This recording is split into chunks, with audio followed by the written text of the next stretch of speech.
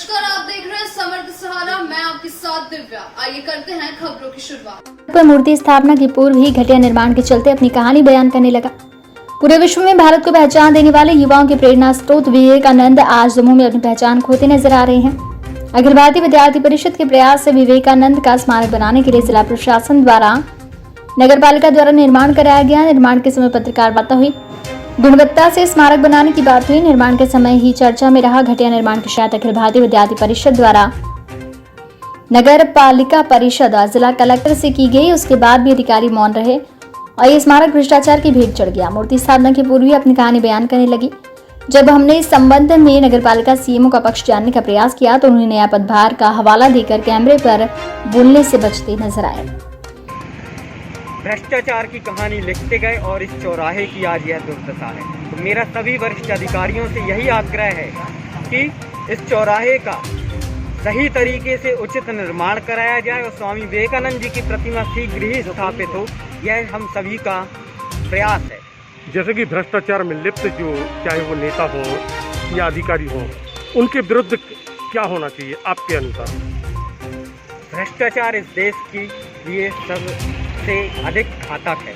तो मेरा ही नहीं, इस देश के प्रत्येक नागरिक का केवल यही मत है कि ऐसे भ्रष्टाचारियों पर कड़ी से कड़ी कार्रवाई होनी चाहिए, जिससे कोई भी अन्य भ्रष्टाचार करने की हिम्मत ना जुटा सके।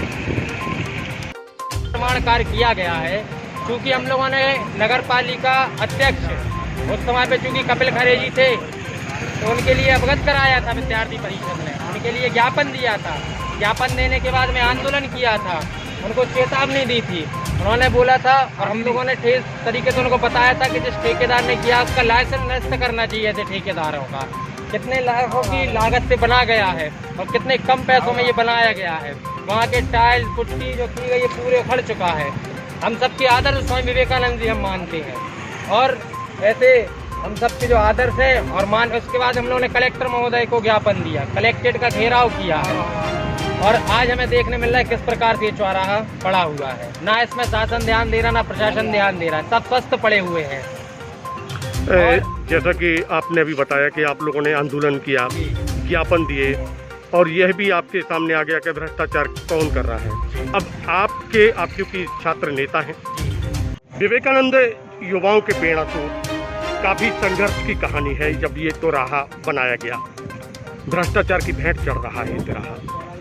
आप क्योंकि विद्यार्थी परिषद के एक पदाधिकारी हैं, विद्यार्थी परिषद का आंदोलन था और विद्यार्थी परिषद इसमें जब भ्रष्टाचार को पाता है तो क्या कार्रवाई करने की योजना आगे की बनाता है? अखिल भारतीय विद्यार्थी परिषद कई वर्षों से अच्छे काम कर रहा है, कॉलेज से लेके हर एक जगह। और इसीलिए अगर घर पर भ्रष्टाचार हुआ नगर पालिका के द्वारा, जो भी भ्रष्टाचार हुआ, जो भी उनके पदाधिकारी हैं, बड़े हैं, अधिकारी लोग हैं, उनके ऊपर हम लोग चाहेंगे सख्त से सख्त कार्रवाई हो। हम लोग उसके लिए रोड पर उतरेंगे, ज्ञापन देंगे, कलेक्ट्रेट जाएंगे, सीएम के पास, जहाँ तक होगा सब लोग हम लोग करेंगे। अच्छा, क्योंकि आप एक नेता हैं, छात्र नेता हैं और आप ये जानते विद्यार्थी परिषद भले ही एक ऐसा संगठन हो जिसको चंद रूप से हो, परंतु सरकार नीचे से ऊपर तक। तो अगर सरकार भी नहीं सुनेगी तो हम किसी की सरकार भी हो हम लोग विरोध करेंगे। क्योंकि अगर हम लोग का एक संकल्प है कि हम लोग यहाँ पे मूर्ति स्थापना करेंगे, चाहे वो कैसी हो, कुछ भी कारण हो। एक प्रश्न और उपजता है कि जब आपने प्रशासन को भी अवगत कराया, क्या मानते हैं प्रशासन भी कहीं इसमें इन्वॉल्व है? हाँ, प्रशासन के लिए हम लोगों ने लगभग 1 साल हो गया, उसके पहले अब तक करवाया था, मगर उनकी तरफ से भी कोई वो नहीं मिला है। ना ही उधर पर हुआ, सिर्फ मूर्ति वो बनवा दी गई थी चित्र, उसके बाद कुछ नहीं।